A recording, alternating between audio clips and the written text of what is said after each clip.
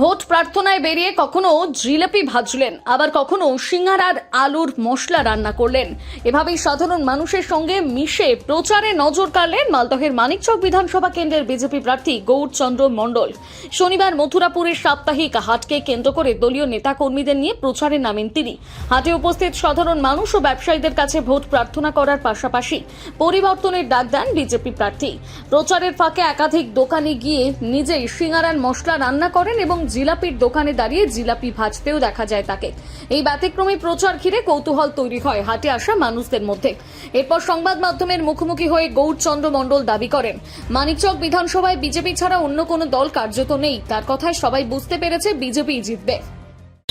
প্রচারের ময়দানে কেউ কোনো দল নেই, পশ্চিমবাংলা পরিবর্তন হবে এটা নিশ্চিত। আর মানিকচক বিধানসভা বিজেপি জিতবে, তা আমি জিতছি, আমরা জিতছি, এটা কোনো সংশয় নেই। 200% গেলে আমরা প্রচারে আজকে সবচেয়ে বিখ্যাত মানিকচক বিধানসভার শনিবার হাট মথুরাপুরে লাগে, সমস্ত ধরনের মানুষ এইখানে আসে।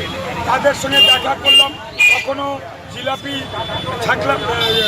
থাকলাম, কখনো আমাদের সিঙ্গারার দিকে দোকানদারের সঙ্গে দেখা করলাম।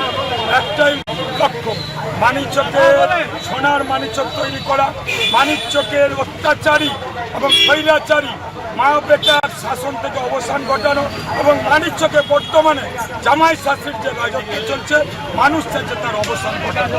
আর সেই হিসাবে আজকে আমাদের শনিবার হাটে ভারতীয় জনতা পার্টির প্রচার প্রার্থী হিসাবে প্রচার আমাদের খুব ভালো লাগছে। মানুষের সাড়া আছে এবং মানুষ চাইছে মানিকচকের পরিবর্তন।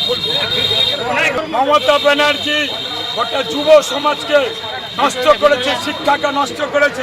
বেশিরভাগ সময় বলতে দেখা যায় সর্বত্র চপ শিল্প, ঘুগনি শিল্প করুন।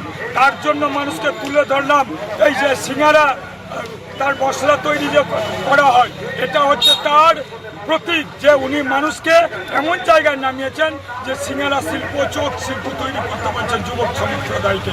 সেটা থেকে মানুষ মুক্তি পাবে। পশ্চিমবাংলা ডাবল ইঞ্জিনের সরকার হবে, যাদের কর্মসংস্থান হবে, মানুষের নিরাপত্তা সুনিশ্চিত হবে, জঙ্গলের সাফ হবে, মানিকচকের সেই রকম উন্নয়ন হবে। মানিকচকের কোনো কাজ করেনি, লুটেছে। বন্যা ত্রাণ থেকে শুরু করে, ভুতরি ব্রিজ থেকে শুরু করে, ভুতরি গঙ্গা ভাঙন থেকে শুরু করে সর্বত্রই লুটেছে, যে কোনো কাজ টেন্ডার করতে গিয়ে লুটেছে। মালদা থেকে পরিতোষ সরকারের প্রতিবেদন, নিউজ টুডে।